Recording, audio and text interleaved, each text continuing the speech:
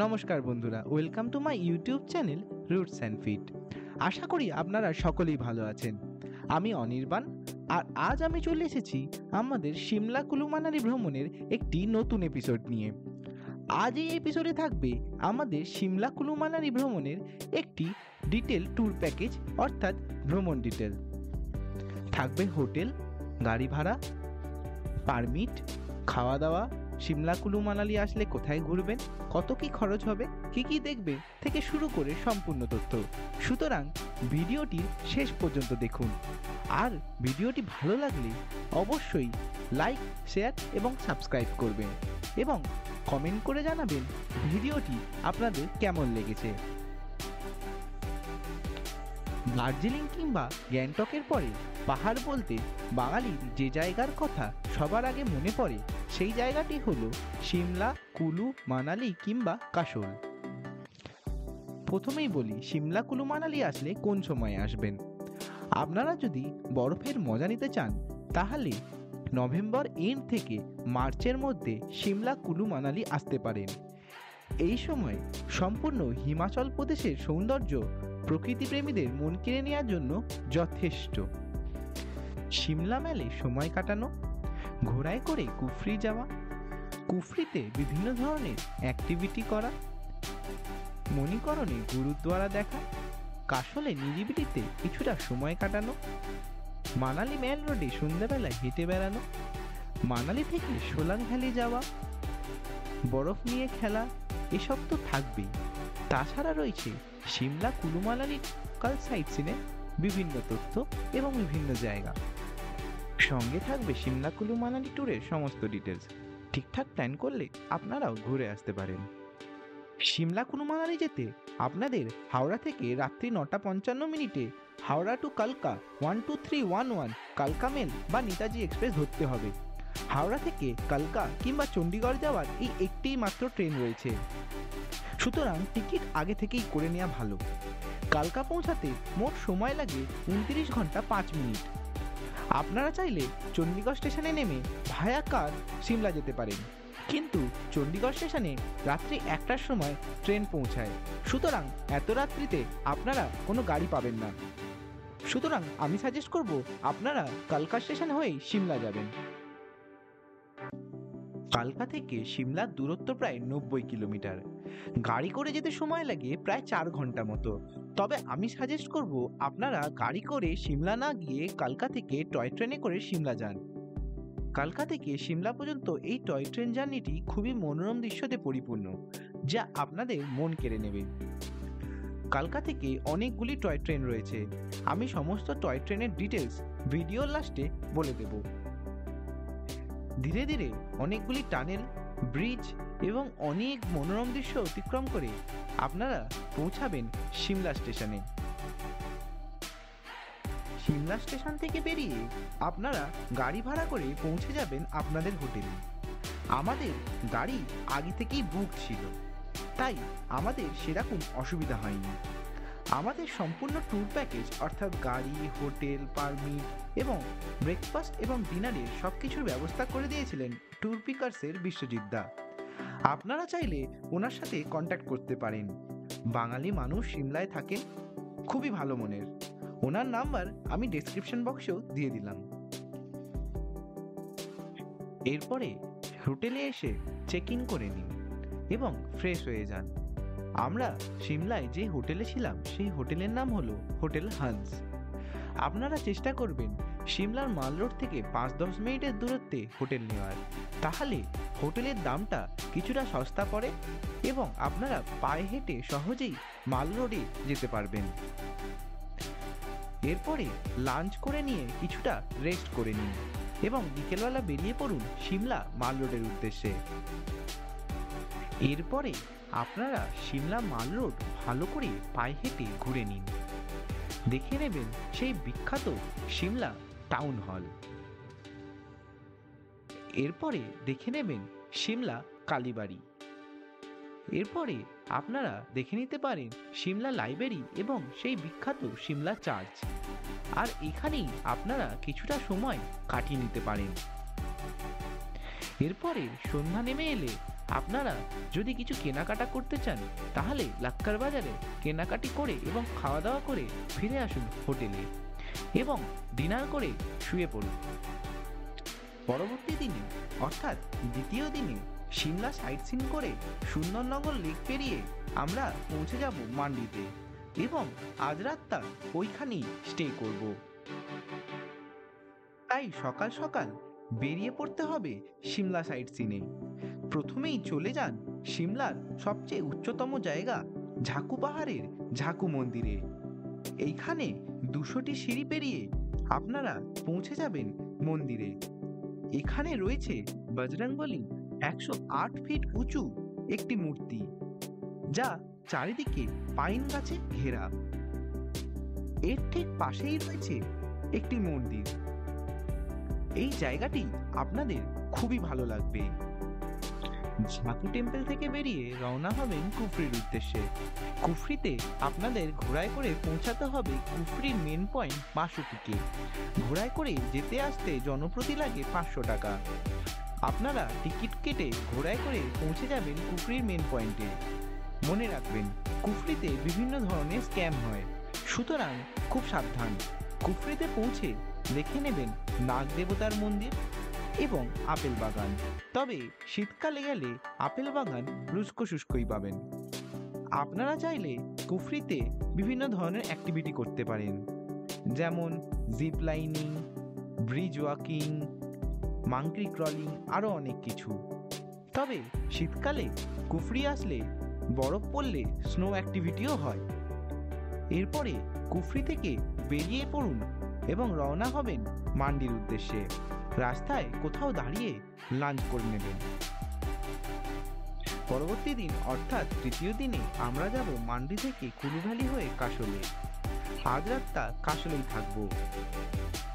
তাই সকাল সকাল মান্ডির হোটেল থেকে বেরিয়ে পড়তে হবে।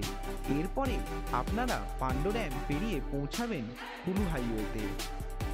সুন্দর রাস্তা, দুপাশে পাহাড় দিয়ে ঘেরা এবং মনোমুগ্ধকর দৃশ্য। এবং এরপরে অনেকগুলি টানেল পেরিয়ে আপনারা এসে পৌঁছাবেন কুলু ভ্যালিতে। এইখানে বিভিন্ন ধরনের অ্যাক্টিভিটি হয়, যেমন রিভার র্যাফটিং, প্যারাগ্লাইডিং। আপনারা চাইলে বিয়াস নদীর উপরে রিভার র্যাফটিং করে দেখতে পারেন। রিভার র্যাফটিংয়ের জন্য লং রাইডে 7000 টাকা, মিডিয়াম রাইডে 6000 টাকা এবং শর্ট রাইডে 3500 টাকা মতো পড়ে।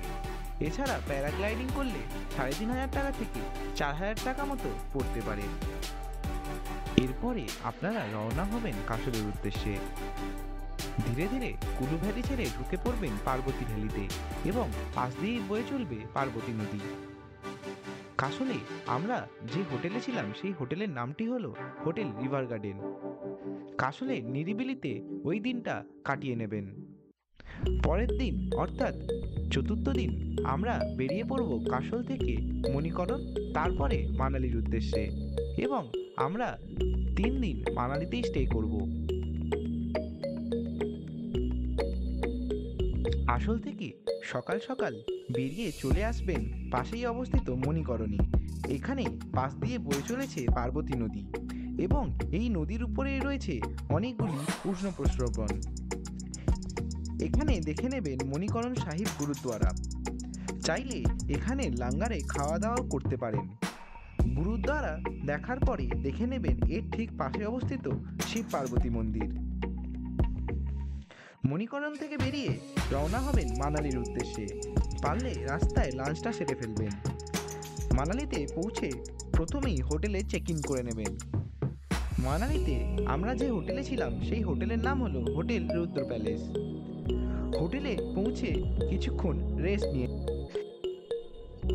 এরপর বিকেল করে কিংবা সন্ধে করে বেরিয়ে পড়ুন মানালি মাল রোডের উদ্দেশ্যে এবং পায়ে হেঁটে দেখে নিন গোটা মানালি মাল রোডটি। পরের দিন অর্থাৎ ষষ্ঠ দিনে বেরিয়ে পড়ুন মানালি থেকে সোলাং ভ্যালি, শিশু ভ্যালি এবং অটল টানেলের উদ্দেশ্যে এবং সোলাং ভ্যালি, শিশু ভ্যালি দেখে আজই ফিরে আসবো মানালিতে। সকাল সকাল বেরিয়ে পড়লাম সোলাং ভ্যালি এবং শিশু ভ্যালির উদ্দেশ্যে। এই সোলাং ভ্যালি এবং শিশু ভ্যালির রাস্তাটি খুবই সুন্দর এবং মনোমুগ্ধকর। রাস্তায় দাঁড়িয়ে আপনারা ব্রেকফাস্ট সেরে ফেলবেন এবং বরফের জন্য ড্রেস ভাড়া করে নেবেন। বরফের ড্রেস জনপ্রতি পড়ে 250 টাকা। বরফ বেশি পড়ে অটল টানেল বন্ধ হয়ে যাওয়ার জন্য আমরা সোলাং ভ্যালির পরে আর যেতে পারিনি। তবে আপনারা রোথাং পাস যেতে গেলে পারমিট করাতে হবে, আর বিশ্বজিৎ দাই আপনাদের পারমিটের ব্যবস্থা করে দেবেন। বরফ বেশি পড়লে অটল টানেল বন্ধ হয়ে যায়, তাই শিশু ভ্যালি আর কোকসার যাওয়া যায় না। তবে বরফের মজা নিতে হলে সোলাং ভ্যালির ঠিক পাশেই অবস্থিত অঞ্জলি মহাদেব পিকে পায়ে হেঁটে পৌঁছে যাবেন। সময় লাগে 1 ঘন্টা থেকে 2 ঘন্টা। এখানে রয়েছে শিবজির মন্দির, তাতে কন্টিনিউয়াসলি ঝর্ণার জল পড়ে। জায়গাটি খুব সুন্দর এবং ভাগ্য থাকলে স্নোফল পেতে পারেন।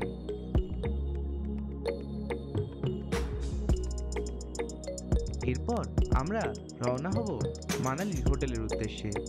পরের দিন অর্থাৎ 6ষ্ঠ দিনে আমরা বেরিয়ে পড়ব মানালির সাইট সিনে। প্রথমেই আমরা পৌঁছে যাব হিরিম্বা মন্দিরে। এই হিরিম্বা মন্দিরটি একটি পাইন বনের মধ্যে অবস্থিত। মাঝখানে মন্দির এবং চারিপাশে পাইন গাছে ঘেরা। জায়গাটি খুবই নিরিবিলি এবং সুন্দর। এখান থেকে বেরিয়ে আমরা রওনা হব নাগার ক্যাসেলের উদ্দেশ্যে। নাগার ক্যাসেল যাওয়ার রাস্তাটি খুবই সুন্দর এবং চারিদিকে পাইন গাছে ঘেরা।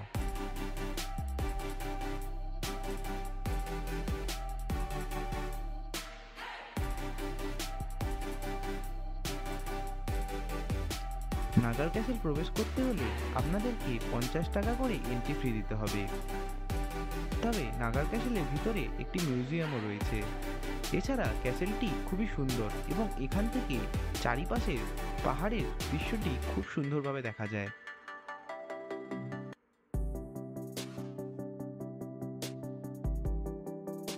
নাগার ক্যাসেল দেখে নিয়ে বেরিয়ে পড়ুন মানালির উদ্দেশ্যে। পারলে রাস্তায় সেথান ভ্যালি দেখে নিতে পারেন। লাঞ্চটা আপনারা রাস্তাতেই সেরে ফেলবেন। এরপরে হোটেল পৌঁছে সন্ধ্যাবেলা করে বেরিয়ে পড়ুন মানালি মাল রোডের উদ্দেশ্যে। দরকার পড়লে কিছু কেনাকাটা আপনারা মানালি মাল রোডে করে নিতে পারেন। পরের দিন অর্থাৎ 7ম দিনে সকাল সকাল বেরিয়ে পড়ুন মানালি থেকে কালকার উদ্দেশ্যে। মানালি থেকে কালকার দূরত্ব প্রায় 250 কিলোমিটার। সুতরাং সকাল সকাল ব্রেকফাস্ট সেরে আপনারা বেরিয়ে পড়ুন কালকার উদ্দেশ্যে।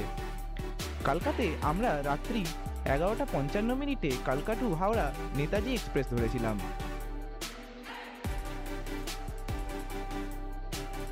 এই ছিল আমাদের 7 দিন 6 রাত্রি সিমলা কুলু মানালি এবং কাসল ট্যুরের ভ্রমণ প্ল্যান। আমি সমস্ত খরচ, ট্রেনের ডিটেলস, টিকিট সবকিছু ভিডিওর লাস্টে উল্লেখ করে দিচ্ছি। আপনারা চাইলে সেগুলি দেখে সহজেই সিমলা কুলু মানালি ট্যুর প্ল্যান করতে পারেন। হাওড়া থেকে কালকা নেতাজি এক্সপ্রেসের সমস্ত ডিটেলস আমি এখানে উল্লেখ করে দিলাম।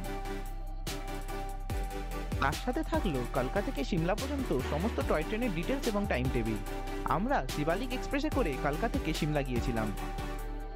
আপনারা যদি 7 জনে ট্যুর প্ল্যান করেন তাহলে আপনাদের একটি গাড়িতেই হয়ে যাবে।